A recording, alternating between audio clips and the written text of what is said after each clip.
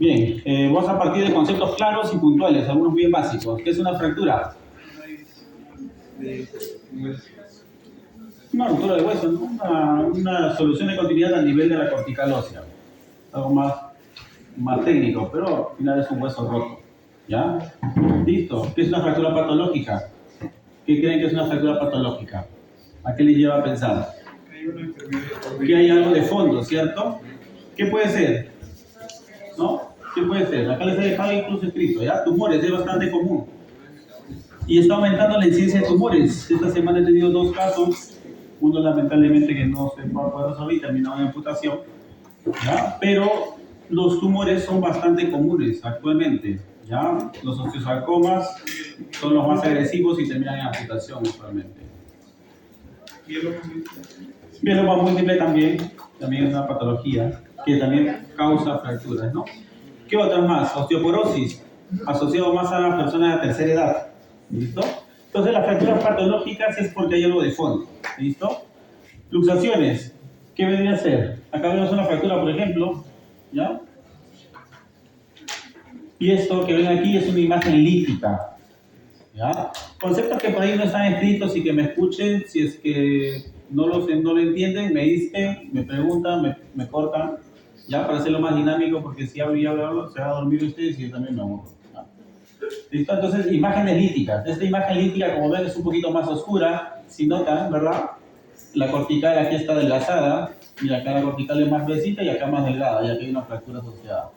¿Listo? Esta es una fractura patológica, ¿ya? Luxación, más claro imposible, una luxación de cadera bilateral, ¿ya?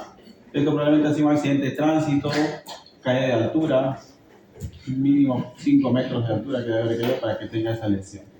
¿Listo? Entonces, ¿qué es luxación? Pérdida de la relación entre dos superficies articulares.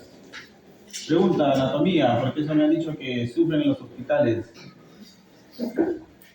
Lamentablemente los traumatólogos somos bien chismosos y nos comentamos todo.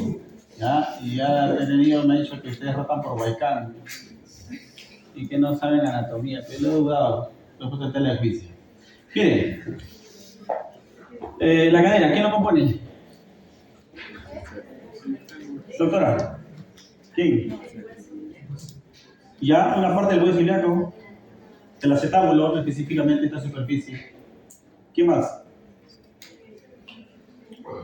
El fémur, la cabeza femoral. ¿Sí? Cabeza femoral. Entonces la cabeza y el acetábulo, esto es la cadera, parte del trocánter mayor, trocánter menor. Todo esto es la cadera, articulación de la cadera, ¿ya? Entonces esta es una luxación de cadera que dije que es la pérdida de la relación entre dos superficies articulares. Concepto de luxación recidivante es la luxación que ocurre dentro de los 3 meses anteriores, habitual, que ya ocurre sin esfuerzo. Ejemplo, luxaciones de hombro, bastante comunes. La luxación de hombro, hay personas que ya tienen 1, 2, 3 luxaciones, simplemente incluso peinándose se luxan. O duermen, ponen la mano debajo de la cabeza y terminan luxados. Y llegan bastante a la emergencia. O incluso a esos pacientes muchas veces solitos se reducen. ¿Ya? Luxaciones inveteradas vienen a ser cuando ya pasó más de 21 días de tiempo de enfermedad.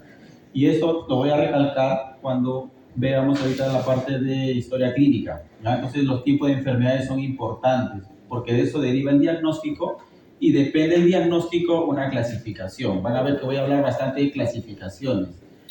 Y de la clasificación, la ventaja en traumatología es que la clasificación te abre todo un abanico. Te permite tomar decisiones, te permite saber qué tipo de tratamiento quirúrgico vas a hacer, tratamientos conservadores. Entonces te abre todo un abanico. Entonces es importante el tiempo de enfermedad para ayudar a tener un diagnóstico correcto y un tratamiento correcto. Artrosis. Doctor, ¿qué entiende por artrosis? Es la degeneración del cartílago. Perfecto, es la degeneración, que es el concepto, ya es el envejecimiento del cartílago. Les explico a mis pacientes que muchas veces pues no entienden y de una forma más práctica les digo que el envejecimiento de la piel pues se manifiesta a través de las arrugas y las articulaciones no se llaman arrugas sino se llama artrosis. Entonces es una enfermedad degenerativa, ¿ya? Listo, puede ser primaria en caso de los ancianos y secundaria similar a una fractura patológica en el caso de una artrosis secundaria debida a una patología de fondo. Luxaciones como estas, si no se reducen inmediatamente, van a terminar en esto, una artrosis secundaria. Le voy adelantando que toda luxación que le llegue alguna vez a una emergencia, a su posta, en su serum, donde estén, se reduce. Toda luxación se reduce. Quédense con ese concepto, ¿ya? Porque si no termina en una artrosis secundaria.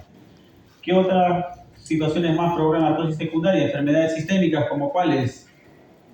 Nómbrenlas, doctores. Han pasado por reumatología y casi todas esas producen esto. Lupus, Sjögren, espondilitis anquilosante y todas esas que han escuchado ahí, ¿ya? Entonces las enfermedades sistémicas también van a producir artrosis secundarias. Esta es una artrosis, ¿ya? Ya ven un pinzamiento medial entre el cóndilo femoral y el platillo tibial, ¿no? Este ya es un grado 4. Listo, otros conceptos, otras imágenes. Artritis, que es un proceso inflamatorio. Como ven aquí, toda la tela o la teta de Celso, ¿no? ¿En quiénes está más asociada la artritis? A enfermedades reumatológicas, todas las que mencionamos hace un momento. ¿Listo? Hidratrosis es el aumento de líquido interarticular. Van a ver en las diferentes diapositivas, algunas en negrita, otras en roja. Acuérdense de esos datos, les va a servir más adelante, ¿ya? Lo que es el aumento articular, para decir si es que algo ha aumentado, yo tengo que saber cuánto es lo normal. Y aquí está el valor normal del líquido interarticular. ¿Ya? 3 a 5 ml es el valor normal del líquido interarticular. ¿Cuánto creen que podría llenarse en una rodilla por una artritis reumatoide, por ejemplo? ¿A cuánto creen? Díganme números. 15. Muy bajos, más. ¿Quién da más? 50. Puede llegar hasta 100, 150. Es por eso que esos pacientes, cuando llega una emergencia con un cuadro de gota agudizada, con su artritis reumatoide sin tratamiento, esos pacientes que se van, no le hacen caso a su reumatólogo, llegan con su rodilla bastante hinchada. ¿Y qué le provoca el dolor? Esa distensión de la cápsula articular. La cápsula articular tiene una inervación y esa, al distenderse por la cantidad de líquido, causa dolor, y es un dolor bastante intenso, el cual limita el rango de movimiento por el dolor. ¿Qué haría en ese caso? Drenaje. Artrocentesis, más técnico, ahí está, perfecto. Sí, le hacen una artrocentesis, ¿ya? Con el fin de evacuar la mayor cantidad de líquido, y eso alivia el dolor. Eso no es el tratamiento definitivo, simplemente es manejo de emergencia. Entonces, cuando ahora esté en una emergencia, vean que llega y le va a llegar, porque llega artritis séptica incluso, que en vez de tener líquidos, pues tiene pus. No, artritis reumatoides agudizadas, cuadros de gota también, entonces artrocentesis. Ya si alguna vez rotan conmigo, pues les enseñaré a hacer artrocentesis. Hay 2 o 3 técnicas para hacer punciones y aspirar, ¿ya? Listo, hemartrosis, su nombre lo dice, sangre en la articulación, no voy a redundar en eso, y artritis séptica. ¿Cómo llega una artritis séptica a la emergencia? Algo así, todo flogótico, empastado y típico. ¿El paciente cómo llega? ¿Cómo cree que llega? Exacto, viene con fiebre, un dolor mucho más intenso, viene en este caso, si es la rodilla, pues viene con la rodilla en una posición antálgica. Puede llegar flexa, extendida y no te va a mover para nada. Es una característica de este paciente que tiene este proceso inflamatorio, su hidratrosis o su artritis, te va a doblar poco, pero dobla, lo tolera y te llega caminando con dolor. Este paciente te llega en una camilla, gritando de dolor, con fiebre, mal estado general, ¿ya? Y para que llegue este cuadro solamente tiene un cuadro de fondo, ¿no? Es muy difícil que una articulación se infecte, entonces tiene que tener algo de fondo, ¿ya? Puede ser un paciente con VIH, puede ser un paciente inmunodeprimido por X motivo, un paciente oncológico, diabetes descompensada también hacen bastantes, ¿ya? Entonces hay que estar atentos siempre a estos signos. ¿Listo? Osteoporosis, ancianitos, pérdida de la masa ósea. Para verlo radiológicamente, aquí está la imagen. Esta es una aquilosis que también tiene osteoporosis y aquí lo veo más claro, es una imagen referencial. Ven las corticales de los huesitos, ven la coloración del hueso en la radiografía y vean la misma imagen como se vería con artrosis, ¿no? Las corticales mucho más delgadas, ¿no? Una imagen mucho más penetrada, ¿no? En la radiografía. Para que esta imagen se pueda ver en una radiografía y puedan distinguirla, aquí está el dato. Tiene que haber el 30% de la masa ósea para poder verlo así. ¿Listo? Entonces, si ustedes ya lo ven así, ese paciente tiene osteoporosis. Pero ¿cuál es el examen ideal para eso? Una densitometría ósea completa. ¿Ya? Listo. Otro cuadro, osteomalacia, ¿qué es? Parecido a la osteoporosis. Similar, hay pérdida de la masa, pero en este caso es por un problema de mineralización, usualmente por déficit de vitamina D, que es bastante común. En el Perú se está empezando a hacer bastante dosificación de vitamina D. ¿Por qué? Porque en Lima no vemos el sol, ¿no? Como ahora. Listo. Anquilosis. Acá está, un cuadro de anquilosis, que es rigidez articular. Así los pacientes. ¿En quiénes ocurre anquilosis? ¿En quiénes creen que van a haber una anquilosis? Pacientes postrados crónicos, ¿por X motivo? ¿No? Lesión vertebromedulares. Entonces le va a llegar así al paciente, ¿no? Un paciente con, ¿qué más? ¿Qué han visto? Niños de nutrición, no tanto. Por ejemplo, uno con PCI, un niño con PCI que nació con PCI va a llegar así anquilosado, pues está postrado bastante tiempo. ¿Ya? Entonces, esos términos, por favor, acordarse para que no estén perdidos en una emergencia. Vamos con la historia clínica.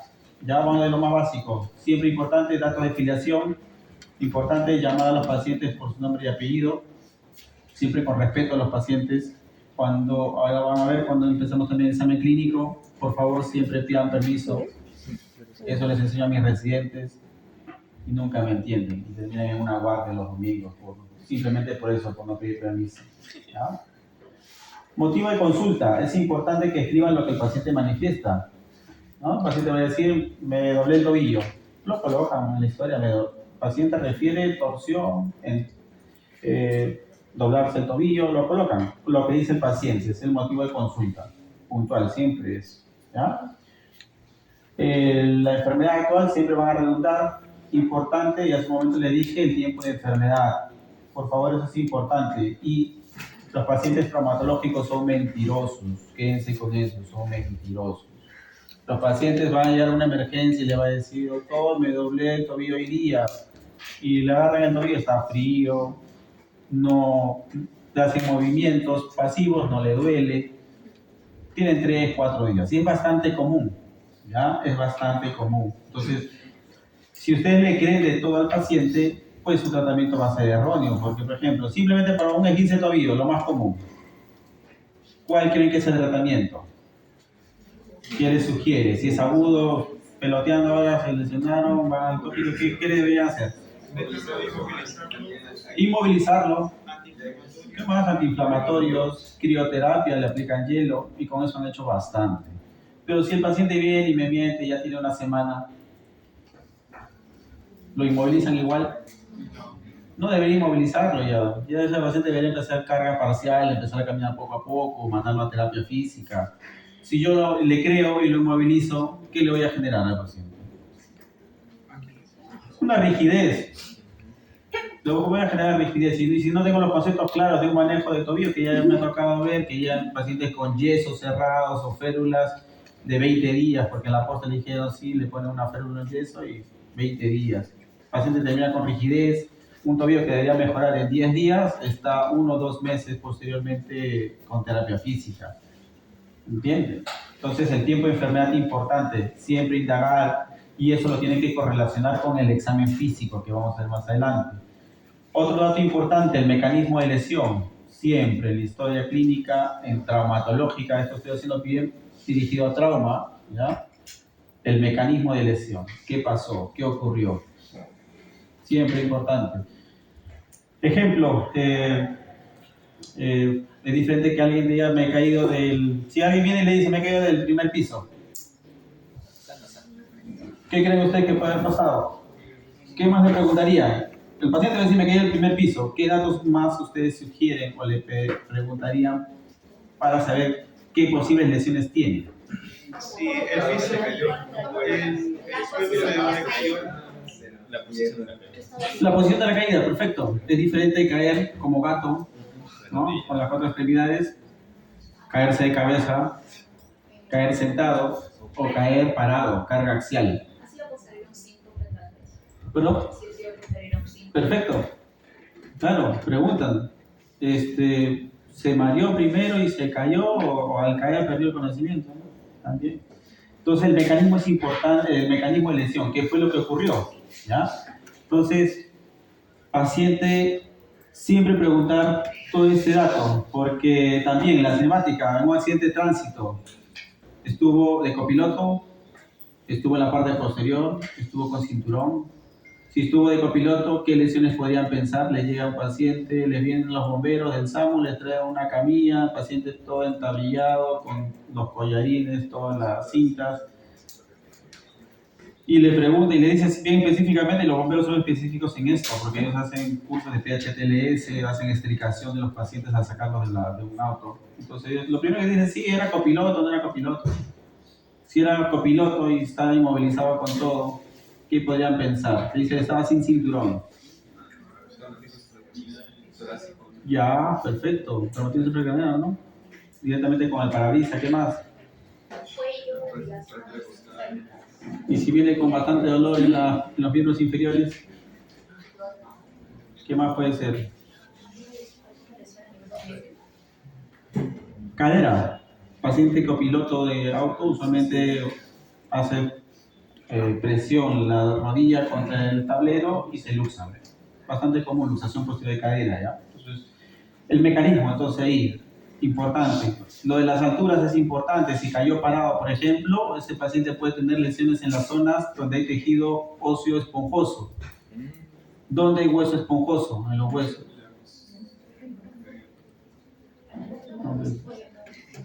Los extremos distales, ¿no?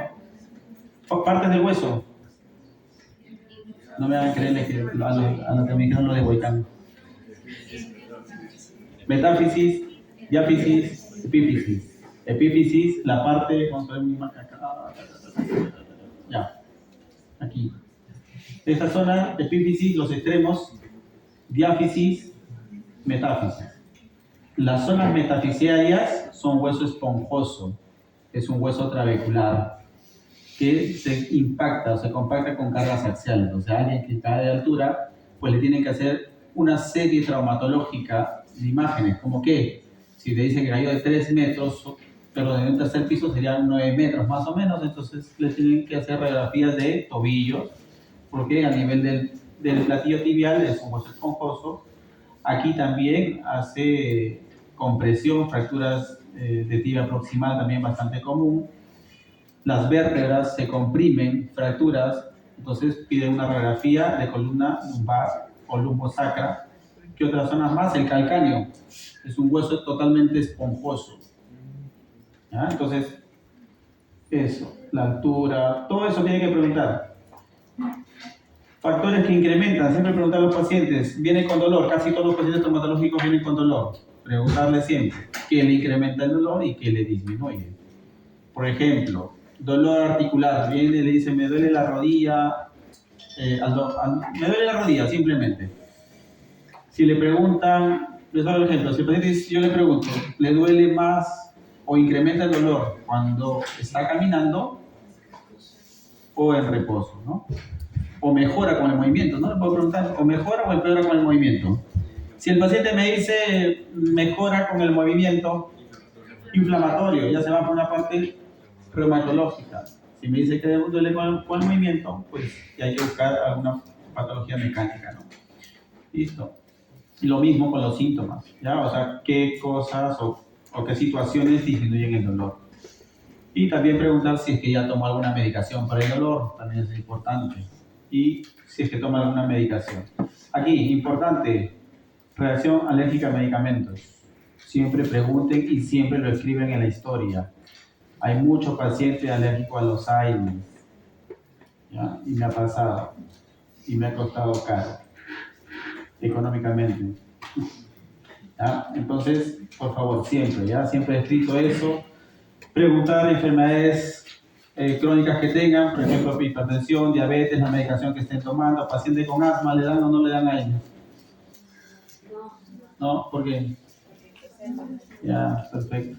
Entonces, eso, ¿no? Esos datos tienen que estar escritos en la historia. Por ejemplo, si es asmático, le preguntan si usa sus inhaladores, con qué frecuencia, cuántos cuadros de asma tiene al año.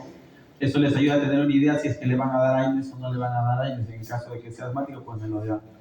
¿Qué más? Prestación. Viene y llega bastante accidente de tránsito y en sus preguntas que le están haciendo, por ahí suelta la paciente, ¿no? No hace, tiene un retraso de 15, 20 días. ¿Le van a mandar radiografías? ¿No le mandan o sí le mandan? ¿No? ¿Y cómo diagnostican entonces si el tobillo les llega hinchado, limitación funcional, crepita? ¿Qué le hacen? Eco, ecografía para partes blandas. Solo tobillo. Pero está bien, le pueden pedir solo tobillo. Pero igual ya hay radiación, pues, ¿no? Porque la radiación es en todo el ambiente. Por eso que han visto que los ambientes donde toman radiografías son paredes barricadas. Y los que están tomando están con su chaleco de plomo, todo. Una resonancia, pero una resonancia no la van a encontrar en emergencia, no es un examen de emergencia. Pero está bien, suelten así. Vamos, yo le voy diciendo si está bien o no. La resonancia, no va. Porque no es un examen de emergencia, es un examen que dura mucho tiempo, 30 minutos, y es demasiado caro. No es fácil. Si hubiese estado el presidente Castillo, un resonador magnético en cada posta, dijo, ¿no? Sería otros tiempos. ¿Ven? Entonces, ¿qué más? ¿Qué le pueden pedir? Ecografía, como le digo, no, porque solo para ver partes blandas. Te va a dar una idea, pero tendría que ser un buen ecografista porque la ecografía es operador dependiente. ¿Ya? Y van a encontrar bastante, ya van a salir y van a ver obstetras, o le van a pedir ecografía a sus pacientes y va a llegar una ecografía y sello de obstetra. ¿Ya? Y no es por menospreciar, pero lamentablemente pues ellos no han hecho anatomía como ustedes probablemente y para hacer una ecografía es bastante anatomía. Y entonces lo que está ahí usualmente es un copy pegado, ¿no? No ayuda bastante a concluir con los diagnósticos. ¿Qué le harían?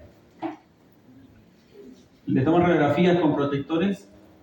Muchos hospitales no tienen protectores, o sea, los chalecos de plomo que les colocan a los pacientes, digamos, para protegerlos. ¿Y te consultan en ginecología? Una prueba de embarazo para descartar. Lo más simple, ¿no? Lo más simple, lógico. ¿De qué es su prueba de embarazo? Sale negativo. Si está embarazada, si está embarazada.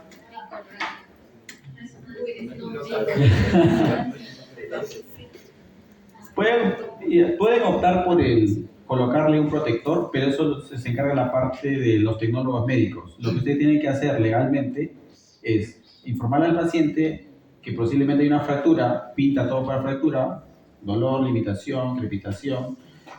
Necesitan la radiografía sí o sí para continuar el tratamiento y el paciente decide, ¿no? Le dan los pros, los contras, dan la orden, obviamente también te consultan a ginecología, ellos también le van a explicar lo mismo y el paciente decide, ¿no? Riesgo-beneficio si es que quiere tomarse la radiografía. Obviamente la radiación que va a ser para un rayos X de tobillo, pues es bien baja. En realidad, siendo sincero, no le va a pasar nada. Pero ¿qué pasa si ese paciente de por sí ha tenido una malformación congénita en el producto? Le va a echar la culpa. Con seguridad le va a echar la culpa después. ¿No? A mí me tomaron una radiografía cuando tenía 6, 8, 10 semanas y no me dijeron. O en realidad le dijeron, pero ustedes no le hicieron firmar la autorización en la historia clínica. Chao. Para indemnización. ¿Listo? Por eso que les decía, todos se escriben la historia, ya saben cómo actuar si es que algo de eso les pasa, ¿ya? Listo, el examen físico. ¿Qué hacemos? Y lo coloco acá primero, por favor, eso, no se olviden pedir permiso, ya, a los pacientes. Señora, ¿cómo está? Buenas tardes, soy tal, doctor. Voy a examinar su rodilla y siempre examinar dirigido, ¿no? A diferencia de medicina interna, pues hace un examen físico más exhaustivo, le preguntan, incluso en zona amnésico le preguntan el nombre de su perro, su gato, todo eso, ¿no? En trauma no es más dirigido, ¿ya?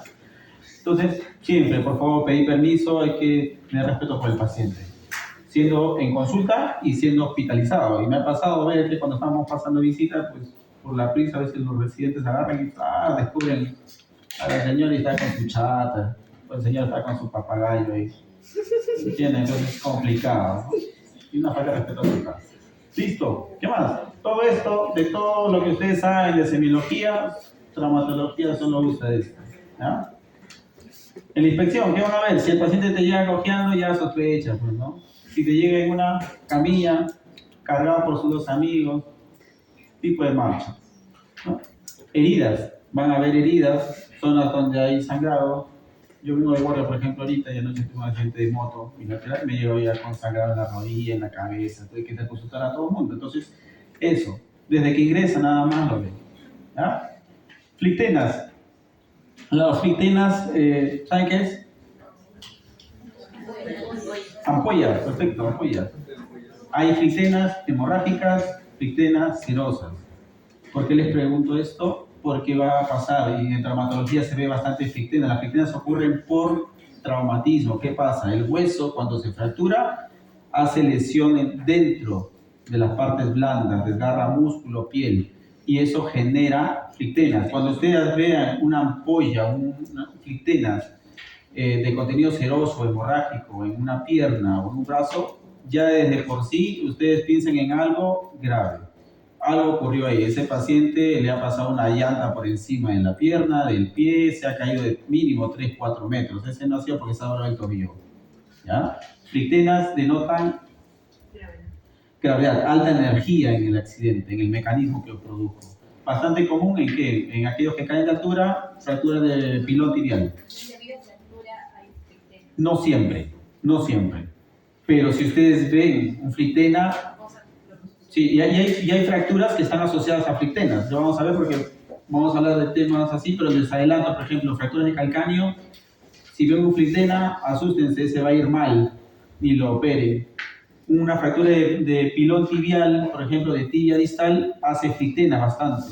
Esos pacientes usualmente al segundo día hacen las ampollas. Esos pacientes tienen que esperar 10-14 días hospitalizados para manejo de las ampollas y después recién operarlos. Si se los opera prematuramente, hacen exposición de la tibia, hay que terminar a veces amputando, se complican, hacen osteomielitis, es complicado. Entonces, flictenas, ampollas, igual a alta energía.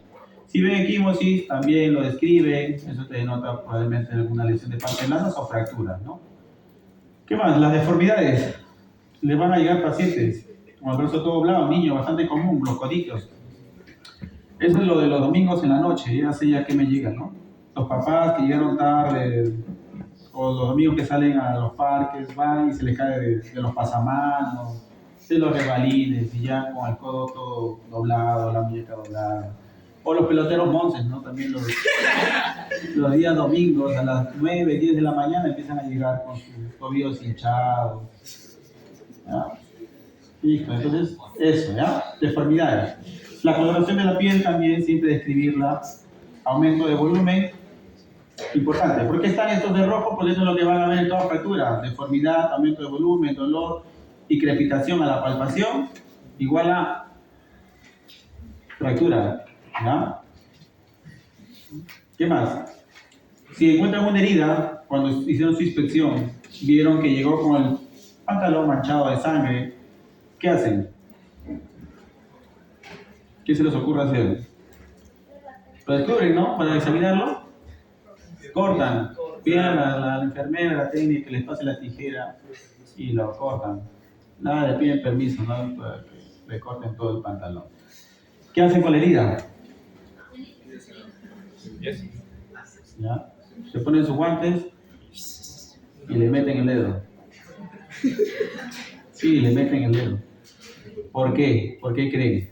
Obviamente se han puesto un guante estéril, han limpiado un poquito la zona, pero ¿por qué harían eso? ¿Por qué creen que les digo metan el dedo?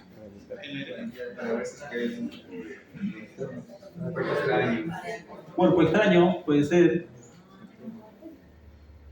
¿Qué ocurre con las fracturas?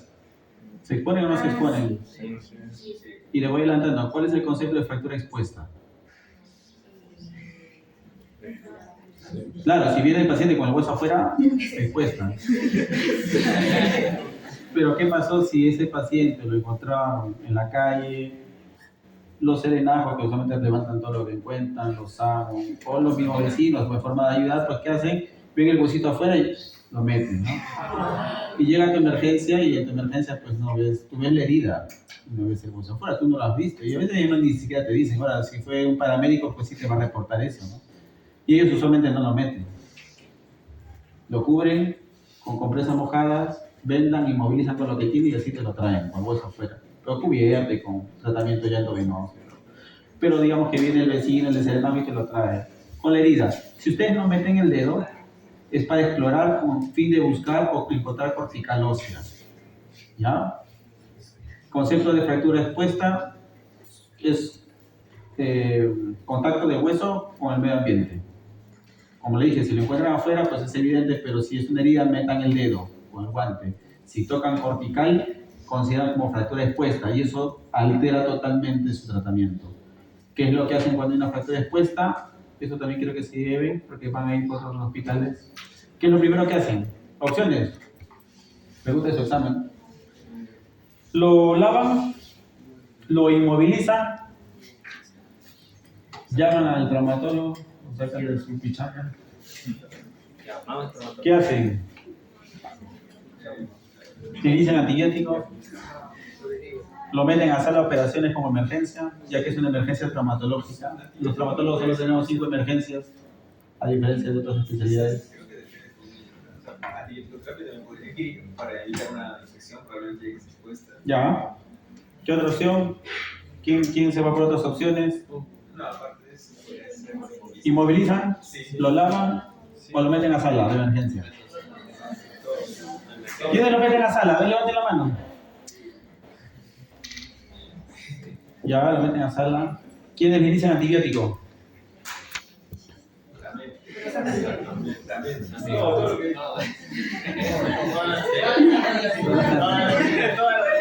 Ya, desde ya les digo que esa respuesta es mala. Va a venir su examen. Y esa respuesta es mala de todas las anteriores.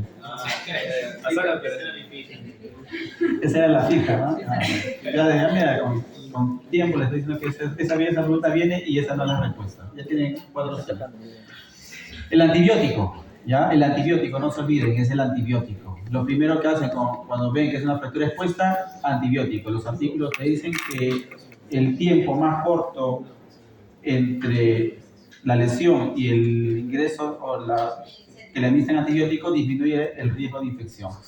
No el lavado en emergencia, no es que lo metas a sala primero, o sea, eso vas a hacerlo, pero eso no está demostrado de que sí reduzca el riesgo de infección o de osteomielitis. Lo que sí ha demostrado que reduce estos dos es el antibiótico precoz, lo más rápido posible. Ahora, ¿qué antibiótico? ¿Qué cefalosporina de primera, segunda, tercera generación? Según el grado de fractura expuesta de Bustilo y Anderson, y eso lo veremos después. ¿Ya? Pero quédense con ese concepto. Vamos. ¿Qué más revisan? Pulsos. ¿Por qué revisarían pulsos? Quizás algún tipo de hemorragia. Tal vez algún tipo de compresión. Sí. Se comprometió una arteria. Muchas fracturas, recuerden que el hueso cuando se fractura tiene filo, así que puede lesionar nervios y arterias. ¿Ya? Entonces siempre revisen pulsos distales en su historia escrita. Pulsos distales, presente, no presente. ¿Quiere ser más fino? Por ejemplo, el miembro inferior, arteria pedia, pulsos 2 cruces, 3 cruces, 1 de 3. ¿Qué más? Tibial posterior, igual. ¿Cómo lo examinan? Mejor no les pregunto. Creo que no sé. Sí saben, ¿no? ¿Dónde está la pedia? Adelante, atrás.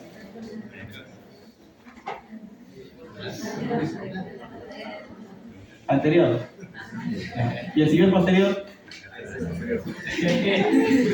Está bien. ¿Y dónde lo examinan el tibial posterior? La parte interna o la parte externa del tobillo. ¿Qué dicen? La parte interna, ¿no? Entre el malleolo medial. No tengo un tobillo acá, pero vamos a verla acá en Homero. Ahí, malleolo medial y el borde del calcáneo, entre esas dos. Ahí ponen sus 2 deditos y ahí toman, ¿ya? Listo, entonces pulso, siempre descrito. Si es una herida por arma de fuego, bastante común. Yo trabajo en un hospital que es el de Puente Piedra, y me voy desde acá hasta allá, bastante lejos. Y ahí pues me llega de Ventanilla, me llega de Caraballo, me llega de Los Olivos, San Martín, zona fina, ¿no? Entonces me llega constantemente herida de bala. ¿Ya? Entonces siempre tengo que escribir pulsos. ¿Ya? ¿Por qué pasa? La bala de por sí, la herida o la lesión que genera, pues no causa lesión, sino es la onda expansiva que hace cuando va ingresando, ¿no? Ahí causa las lesiones. Entonces siempre describan pulsos, ¿ya? No se olviden. ¿Qué más? Llenado capilar, si hay frialdad, palidez, también. Tu bala recibe un agujero de salida. También, si es que hay agujero de salida. Si encuentras agujero de salida, ¿cómo te das cuenta? Si han pasado medicina legal. No. ¿Saben lo que es tatuaje? No. Ya les va a tocar aprender. Ya, pero solamente la herida de entrada es mucho más pequeña que la de salida. ¿Ya? ¿Qué más? La temperatura, lo que les mencionaba, y la sensibilidad, porque A veces afecta el nervio. lesiones neurológicas. Y si, digamos, encuentran una pierna hinchada, aumento de volumen de 30 minutos, le aplastó una llanta de un carro, ¿no? Se cayó de la moto, se despistó y justo el carro atrás pasó y le pasó la llanta. Le tomas radiografía, no hay fractura, pero la pierna empieza a hincharse y te dice, se me están adormeciendo los dedos. Ustedes le examinan y sí, realmente hay un poco de parestesia. ¿Qué pensarían? ¿Qué piensan? Una comprensión porque eso generaría hinchazón. ¿Cómo? O sea, una separación por la miseraría. Ya. Sí, tiene que ver en algo. Sí, lo de sangre, lo que menciona, sí, tiene que ver. Porque va a haber isquemia. Y si hay isquemia, hay lesión neurológica. Y la lesión neurológica es un signo tardío de qué patología.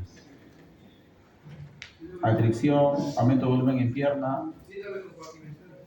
Perfecto, síndrome compartimental. Piensen en eso. ¿Ya? Ya voy dos emergencias traumatológicas, o tres creo, ¿eh? Fractura expuesta, síndrome compartimental y una imagen que les mostré al inicio, la luxación de cadera. O luxaciones en general. Si no lo logro reducir en emergencia, lo meto a sala de emergencia. Ya voy tres de mis emergencias traumatológicas. Por eso me pagan. Después todo lo demás, mi paciente puede llegar gritando con su hueso afuera. Esperan. ¿Ya? Entonces, importante, ¿ya? Si es que ven cambio de sensibilidad o alteración de la sensibilidad, pensar en un síndrome compartimental. Esa patología pues produce, es rápida, evoluciona bastante rápido, 20-30 minutos y está asociado bastante a atricciones. Ven por eso la importancia del mecanismo y se los dije, le pasó una llanta por la pierna, eso es atricción. Si bien a veces no fractura, pero la atricción, aplastamiento por un objeto pesado, vehículos, le cayó una pared encima, bastante común. Todo eso, todo lo que es atricción le genera lesión de partes blandas. Tal vez no llega a fracturar, pero eso hace que aumente la presión en los compartimentos musculares, isquemia, lesión neurológica, y cuando ocurre lesión neurológica usualmente ya pasó 2, 3, 4 horas y ya las lesiones son irreversibles. Ese paciente probablemente quede con secuelas o termine en una amputación y ustedes en una sala judicial. ¿Listo? Entonces, siempre importante, ¿ya? Pulsos, temperatura, sensibilidad. Y esto nuevamente, realicen un buen examen físico y lo detallan todo en la historia, todo escriben en la historia. Exageren si quieren, pero lo escriben en la historia. Si no, al juicio. Vamos. Exámenes auxiliares. ¿Qué exámenes nos han visto los traumatólogos pedir bastante? Radiografías. Fácil, ¿no? No, porque he tenido internos y hasta mis residentes que le mandan unas órdenes desastrosas. Y por eso lo coloqué acá primero, ¿ya? Las radiografías son incidencias y según la zona que van a examinar piden incidencias. Entonces, de acá, por favor, no quiero que me hagan quedar mal cuando digan quién fue su docente de trauma y le manden a hacer una orden en la emergencia. Por favor, hágame la pide radiografía a mi paciente y el traumatólogo se fue a tomar su desayuno. Dejo con el paciente. Entonces, por favor, pidan. ¿Ya? La radiografía que se pide siempre las incidencias más clásicas, antero, posterior y laterales. Recuerden que para diagnosticar una fractura o confirmar una lesión ósea, 2 incidencias como mínimo. O sea, la fractura la tienen que ver en una proyección antero-posterior y en una proyección lateral o una oblicua. ¿Ya? Pero para que ustedes digan si es una fractura o ven una rayita en el huesito, pero solamente el antero-posterior, hasta ahí para ustedes es una aparente fractura. Pero ven la imagen lateral y ven la misma línea al mismo nivel, es una fractura. ¿Ya? Entonces, mínimo 2 incidencias para decir que es fractura. ¿Ya? La radiografía es radiación ionizante, lo vimos con el ejemplo de la gestante, entonces ya saben qué hacer. Es la radiación ionizante, se almacena en el organismo, está asociado a tumores, cáncer, pero con radiaciones grandes. ¿Ya? ¿Cuántas radiografías más o menos al año se necesitan hacer para que tengan alguna lesión por radiación? ¿Cuánto creen? Otra vez, ¿quién da más? 10. Más. Pasan los 200. 300, 500. Está por ahí, 400 más o menos. 400 radiografías, ¿no? Para que haya algún riesgo de tener alguna lesión por radiación, ¿no? Es un examen que nos ayuda a diagnóstico rápido, lo vamos a encontrar hasta en las postas o centros de salud, tienen radiografía. Fácil acceso, barato, las incidencias radiológicas principales, anteroposteriores, laterales, y en algunas situaciones pedimos oblicuas, como por ejemplo esta es una oblicua de cadera, se llama incidencia alar, ¿no? Cuando queremos ver fracturas de acetábulo o luxaciones de cadera y queremos ver si esa luxación produjo una fractura, pues hay unas oblicuas, solo que ahí tienen nombres específicos, alar como es esta, o hay otra incidencia que se llama obturatriz, hay una radiografía de pelvis que se llama inlet, outlet. Entonces, esos nombrecitos que les estoy dando, no se los aprendan, no van a ir a su examen, y probablemente no lo vean tampoco, pero eso sí, AP, lateral, oblicua, y describan rayos X de pie, pierna, tobillo, brazo, codo, AP, lateral, mínimo, ¿ya? Entonces, ya saben que 2 incidencias mínimamente para poder decir que hay una fractura. Y acá estaban algunos de los nombres. Rosenberg, solamente para la cultura general, Rosenberg es una incidencia que es con la flexión de rodilla en 30 grados y el rayo viene de posterior a anterior. Nos sirve para ver artrosis primarias de rodilla. La de Broden es para ver fracturas de calcáneo y astrágalo en el pie. Son coincidencias del tobillo con 90 grados y los rayos, el arco va rotando 15, 10, 20 grados y según eso vemos fracturas. A estas incidencias especiales, ¿por qué usábamos? Porque antes no era muy accesible la tomografía. Ahora las tomografías son bastante accesibles, baratas, 200, 150 soles. Pero antes no, teníamos que tomar incidencias especiales como estas para ver fracturas. Crispan usamos para fracturas de cúpula radial, igual. Y Harris para fracturas de calcáneo. ¿No? No sé si puse imágenes de eso. Tomografías. ¿Usa radiación ionizante? No. No ionizante, ionizante. Sí, ¿no? ¿En qué situaciones? Entonces hay que entender que la tomografía igual usa bastante radiación. Por ejemplo, una tomografía de abdomen, ¿a cuántas radiografías creen que equivale? 50. Más, 300. como unas 200 radiografías. Entonces, a sus pacientes pues no le manden pues tomografía de cráneo, abdomen, tórax, hay que salir. Tengan cuidado, ya siempre igual piensen que puede ser su tía, su mamá, su hermana, su vecina, su ex, ya, no hay mandas de todo, ¿no? ¿Y doctor, qué pasa con los pacientes, o sea, fuera de la rama de patología? Por ejemplo, de salud yo vi y los doctores nos comentaban que los pacientes no que todo añosos o ancianos, como que sentían un dolor de cabeza y ya se iban al médico para hacerse una tomografía porque pensaban que era algo y le hacían porque quería. Esa situación. Ya, es bastante común lo que tú mencionas, ¿ya? Es bastante común. Viene el paciente y a mí me toca, igual como traumatólogo, y muchas veces no hago traumatólogo, porque también soy médico. Vienen y te dicen, no, ya vienen con su pseudo diagnóstico que lo googlearon y vienen y te dicen, creo que me deberías pedir tomografía. Un poco más vienen con la orden y solamente para que le enseñen. Entonces, pero para eso nosotros somos médicos y para eso ustedes se están formando. para que no caigan en eso, para que no se dejen guiar de lo que dice el paciente. O sea, el paciente puede ver con signos, te dice, sí, yo creo que me debe tomar eso, a mí me dijeron esto, incluso algunas veces lo googleé, pero ustedes para eso estudian, para eso saben a quién le indican una tomografía, quién amerita una tomografía y saben qué riesgos tiene de pedir una tomografía. El paciente pues no sabe que esa radiación le puede causar daño, porque en enero puede necesitar esa tomografía y realmente va a necesitar por un plazón una película que sí lo va a necesitar en julio y en septiembre otra, ¿me entienden? O sea, es acumulativo. Entonces ustedes son el personal de salud, ustedes para eso se forman, para saber en quién lo necesita y quién no. Doctor, doctor, entonces, si una tomografía de abdomen equivale a 200 Más o radiografías, menos. con dos tomografías ya tendrías más riesgo de... Aumenta el riesgo, o sea, con eso realmente ya aumenta el riesgo de tener alguna lesión por radiación. No es que sí o sí la vas a tener. A partir de ahí empieza el riesgo de radiación. O sea, ya podrías asumir que algo te va a causar. ¿Qué? No sé, ¿entiendes? Pero ya a partir de 400 radiografías en adelante, sí ya. ¿Entiendes? Entonces, y por eso que yo fui específico en colocar acá esta imagen para que tengan conciencia de usar cuando realmente es necesario y los traumatólogos lo usamos en ciertas ocasiones. Por ejemplo, en tomografía, las tomografías en traumatología las pedimos para fracturas articulares, tobillo, cadera, rodillas, por esto. Nos permite ver fracturas. ¿Este qué hueso es? Que parece una cúpula radial.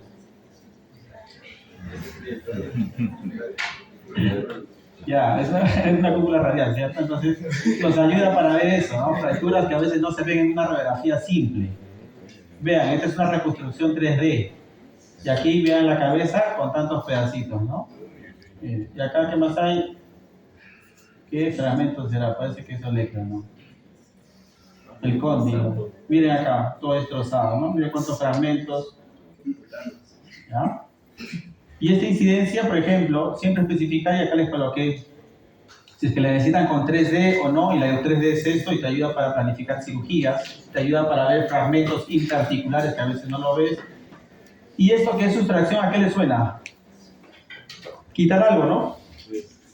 Aquí miren la tomografía del codo, reconstrucción 3D, pero acá ven el húmero, olecranon, cúpula radial. Aquí no la ven. ¿Ya? ¿Por qué? Porque acá probablemente le pidieron una tomografía de codo con sustracción ósea de olecranon y cúpula radial. Entonces solamente te permite ver eso. Y cuando ustedes están en la computadora, pues les permite ver por todas las caras y ver fracturas que algunas veces no se ve. Incluso ahí se les puede escapar.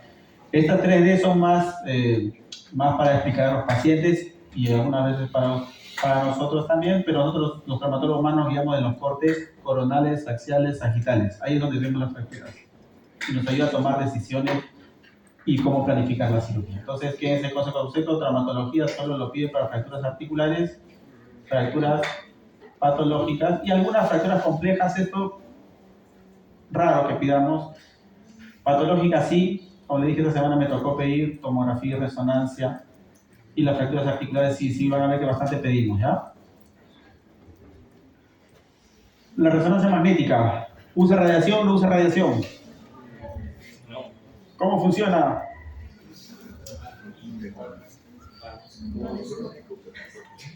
¿Cómo funciona? ¿Cómo creen? Usa magnetismo, ¿no? Imanes gigantes que estimulan los protones de las moléculas de hidrógeno. ¿Ya? Bueno, entonces, son imanes gigantes que lo que van a hacer es estimular los protones de las moléculas de agua y estas emiten una señal que nuevamente el receptor del resonador lo va a transformar en la computadora en imágenes. Y vamos a ver densidades o intensidades. Intensidades. Perfecto. ¿Densidades dónde? Tomografía, entonces me escapa una lágrima. Ya. No, le pregunto interno y no saben, ¿verdad? Está bien, muy bien. Listo. Indicaciones, ¿en quiénes creen que debemos pedir? ¿Para qué nos sirve ver? ¿Para ver el hueso? la región blanca. También ayuda para ver hueso. Depende de la secuencia que tú pidas. Hay 20 secuencias. Los neurocirujanos se emocionan cuando piden las resonancias porque piden diferentes secuencias, ¿ya? Muchas secuencias piden. ¿Ya? Pero la traumatología usa secuencia T1, T2, supresión grasa, STIR, ¿ya? Pero todas esas nos ayudan. Hay algunas, por ejemplo, la T1 me sirve para ver hueso, pero la T2 me sirve para ver líquidos, por ejemplo, ¿no? Procesos inflamatorios, contusiones, hematomas, para ver tumores. Entonces la resonancia pedimos para lesiones deportivas, lesiones del hombro, manguito rotador, por ejemplo, para ver colecciones, infecciones como artritis séptica. Acuérdense, para artritis séptica el gol estándar, el examen diagnóstico es resonancia en imágenes, ¿ah? El gol estándar en imágenes. Pero para diagnóstico, Artrocentesis. ¿qué es? Artrocentesis. Con estudio del... Artrocentesis, ¿ya? ¿Y qué es lo que mandan a hacer para decir si es artritis séptica? Pinta todo, ¿no? Han encontrado clínica, todo. ¿Quién te dice si es? El cultivo. El cultivo. Cultivo. El citoquímico, se refiere al citoquímico que le piden en emergencia. Ese es un examen, sí, complementario y es rápido. En 2 horas ya está el examen. Y te ayuda a tomar decisiones si lo metes o no lo metes a sala. Perfecto. Pero ¿quién te dice si este es el diagnóstico? Es artritis séptica. El cultivo es... Para que sea artritis séptica tienes que encontrar el bicho adentro. Le tomas fatocentesis, mandas al cultivo, esperas tus 7 días y ya te sale el diagnóstico de artritis séptica, ¿no? Le pones tu sello ahí con canas. Artritis séptica, yo lo descubrí. Perfecto. Ya, pero la toma de decisiones es una emergencia. Artritis séptica, otra emergencia traumatológica. ¿Cuánto yo voy? ¿4? 4, ¿no? Ese lo voy a poner en la pregunta de examen, ¿ya? ¿Ya? Entonces ya va, es una de mis emergencias también. Artritis séptica, diagnóstico, clínica, aumento de volumen, hago mi artrocentesis, mientras mando mi citoquímico al laboratorio que toma 1 hora y media, mando a mi R1 a que esté detrás del nólogo ahí sacando la muestra y yo mientras tanto voy preparando al paciente. Si pinta todo y si hice la punción, saqué pus, ya lo voy preparando para sala, lo rajo en sala. Listo. Uso de contraste. Usamos bastante gadolinio en caso de tumores, en caso de que haya lesiones, por ejemplo, en rodillas que muchas veces no se ven una resonancia normal, a pesar de tomar secuencias T1, T2, STIR, no se ve. Hacemos con contraste o artroresonancias que usa contraste interarticular. Se coloca directamente y eso muestra estas lesiones, por ejemplo, ¿no? Un cuerpo libre ahí. Normalmente es así, cóndilo femoral y aquí no. Que no se vería en una resonancia normal probablemente. Ecografía, ya te dijeron, ¿no? ¿Para qué sirve entonces la ecografía? Para ver partes blandas, más superficiales, ¿ya? No tiene mucha profundidad. Ahora, la ecografía también va a depender, como le dije, operador dependiente y de qué más creen que puede depender el éxito de una buena ecografía. Uno, tener el personal adecuado y que lo haga bien, ¿no? Otro, el ecógrafo. Y según la parte que vas a examinar, usamos los transductores. ¿Ya? Si es para tomografía, por ejemplo, para ecografía de partes blandas, en MSK usamos transductores lineales, convexos. No mucho, ¿no? Lineales. ¿Ya? Lineales usamos, ¿no? Que tienen megahercios de 8, 10, que nos ayudan a ver más profundo, ¿no? Ya. Indicaciones. ¿En quiénes vamos a indicar esto? Cuando queremos ver colecciones, ver estructuras musculares, desgarros musculares. Por ejemplo, en pantorrilla, ¿cuál se desgarra más? ¿El gastrocnemio medial o el gastrocnemio lateral?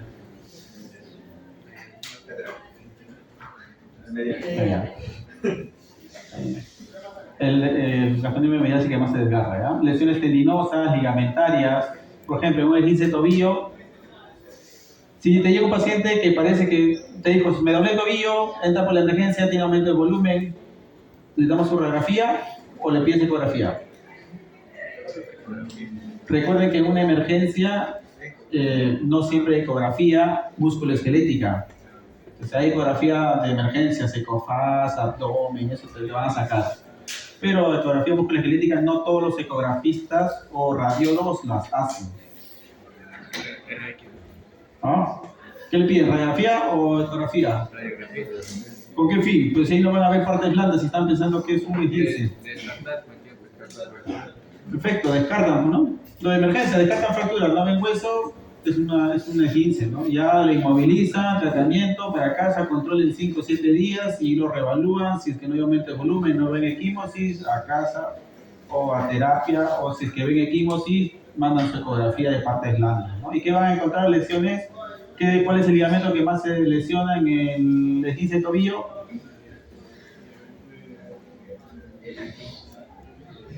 El ligamento peroneo astragalino anterior.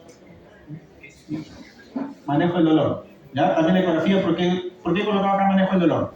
¿Qué es lo que está empezando ahorita a ver bastante? Y tal vez no lo han visto, o si lo han visto. ¿Saben lo que es proloterapia? Radiofrecuencia. ¿No? Entonces, miren, ahorita actualmente se está usando bastante la ecografía para hacer manejo del dolor. Se hacen bloqueos tronculares, bloqueos regionales, se hace radiofrecuencia para manejo de lumbalgias crónicas, hernias que no se pueden operar, por ejemplo, hernias del núcleo pulposo que no se puedan operar, se manejan con radiofrecuencia. ¿Qué hace esto? O bien por vía radiofrecuencia queman el nervio, o por bien con crioterapia queman el nervio, lo cual les queda 6 meses sin dolor a un paciente con una hernia que estaba postrado, le hacen el procedimiento, obviamente le cobran 5.000 soles y al día siguiente está caminando el paciente. ¿Qué más? Otro examen, gamografía. ¿No se usa mucho, han visto? Se usa muy poco en realidad ya. ¿Qué usa? Usa radiación, material radioactivo, tendencia 99. Actualmente sus indicaciones son pocas, pero usamos, por ejemplo, en traumatología para enfermedad de Payet, para osteomielitis las usamos muy poco, lamentablemente saben que va a haber, según el color, te dice si es zona fría, caliente. Lo usamos muy poco porque hasta un esguince de tobillo va a captar, ¿ya? Entonces no lo usamos mucho. Caso de tumores, también, más se usa actualmente, más en tumores. Osteomielitis muy poco, y enfermedad de Payet, que es raro, también lo usamos. Fistulografías. ¿Qué le suena?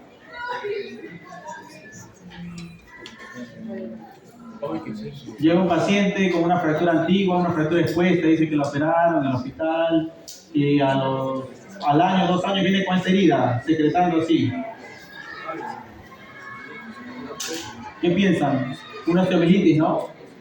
Si es una osteomielitis, uno de los diagnósticos es radiografía para ver si es que hay secuestro, involucro, que lo pueden ver en una radiografía, o hacen esto, una fistulografía, y a través de esta fístula, a través de un catéter, colocan contraste y toman radiografías, y van a ver todo el trayecto, cómo se pinta. Entonces el contraste, cómo se pinta, y ven que llega en contacto con el hueso. Entonces es una osteomielitis.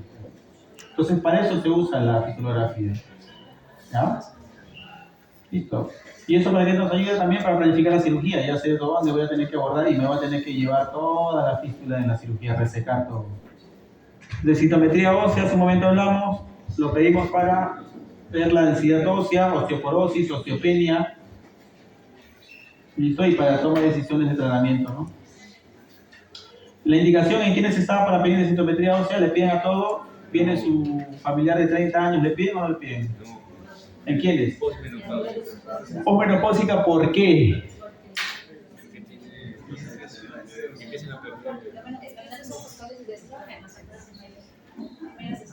Hay menos estrógeno.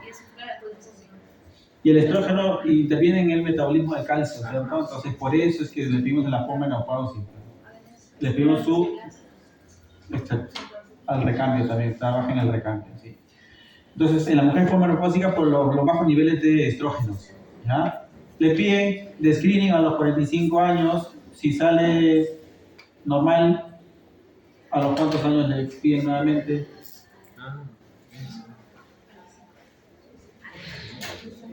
A los 2 años. Si está alterado, tiene osteopenia, osteoporosis, inicia tratamiento, ya sea con dieta, suplementarlo, bifosfonato, fijadores de calcio, vitamina D, todo lo que quieran darle. ¿Y a cuánto tiempo le piden su control? No, más de 6 meses. Al año, ¿ya? Quédense con eso. ¿Ya? Al año le piden un control. Entonces, los controles para alguien que tiene osteoporosis y osteopenia al año. Listo, ¿en qué ven? En pacientes ancianos y paciente oncológico. ¿Por qué? Por la radioterapia que reciben. Veo a varios con la cabeza abajo, no sé si están escribiendo, viendo el celular. Electromiografía, ya estamos acabando esta primera parte, ya me cansé. Electromiografía. ¿Qué es electromiografía? ¿Ideas? Valoración neurológica y muscular, ¿no? ¿En qué caso? ¿Le suena el síndrome de túnel carpiano? ¿Qué ocurre en el síndrome de túnel carpiano? Una compresión del nervio mediano en el túnel carpiano, ¿no? Comprime. ¿Cuánto es la presión en el túnel carpiano? 20 milímetros de mercurio. Para que haya síntomas en el túnel carpiano, ¿hasta cuánto cree que tiene que subir la presión en el compartimento para que aparezcan los síntomas? Como son adormecimiento. Menos. 30. Tiene 28, dice el libro, pero 28 a 30, ¿cuál es 30? 20, 30, no me acuerdo. ¿Ya? Entonces 20 es lo normal y 30, a partir de 30 van a empezar a presentar síntomas. Por eso que han visto que algunas pruebas se acuerdan de síndrome de túnel carpiano.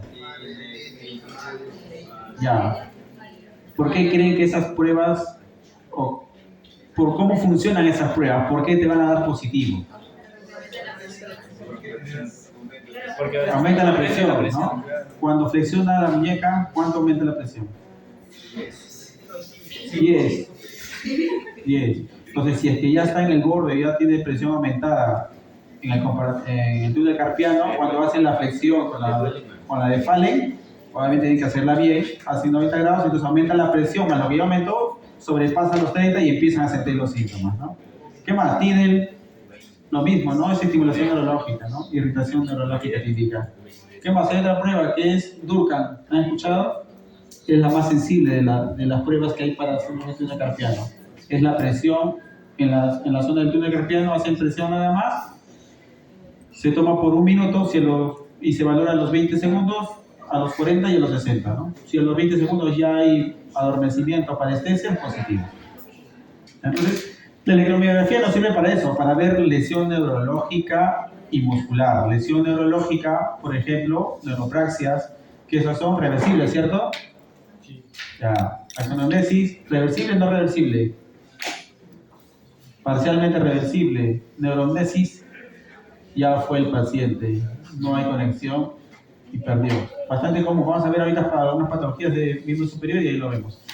Lesiones neurológicas propias como Guillain-Barré y neuropatías periféricas como las que ya les acabo de mencionar, síndrome del túnel carpiano, leucociatalgias, también se pide, síndromes del piriforme, que son dolores glúteos que se rodean la pierna, neuropatías periféricas como diabetes mellitus, ¿no? Las complicaciones, las neuropatías diabéticas. ¿Listo? Doctor, cuando se sospecha de lesión del nervio también, por traumatismo también se lesiona, también se pediría electromiografía. Sí, se pide, pero no tiene valor diagnóstico. Ya, digamos, ejemplo, te llega una lesión de húmero, tercio distal, que está bastante asociado a la lesión del nervio radial. Te llega el paciente, o sea, ya por el dolor no te mueve, pero te llega así, con la mano colgada. Señor, levanta el dedo, no te levanta. Levanta la muñeca, no te levanta. ¿Qué piensas? Lesión del nervio radial. Está bien, tu razonamiento es bueno. Le pido su electromiografía porque para eso me dijo el doctor Pauker que servía. Pero yo digo que no tiene valor diagnóstico en ese momento. Porque puede ser solamente una neuropraxia y es reversible. Y al día siguiente o a la semana está moviendo normal. Entonces, las electromiografías en el caso de lesiones traumatológicas tienen valor diagnóstico después de los 3 meses. Si tú le tomas a la semana, al mes, puede que te salga que tiene lesión o que no tiene lesión, pero no te sirve para toma de decisiones ni para pronóstico. ¿Entiendes? Entonces después de los 3 meses sí, tú dices, esa lesión es una axonomesis, neuronesis. O es una neuropraxia, también te puede salir a los 3 meses, pero sería raro, pero te puede salir. Listo, entonces descansamos 2 minutos. Párense, salgan, 5 minutos y seguimos.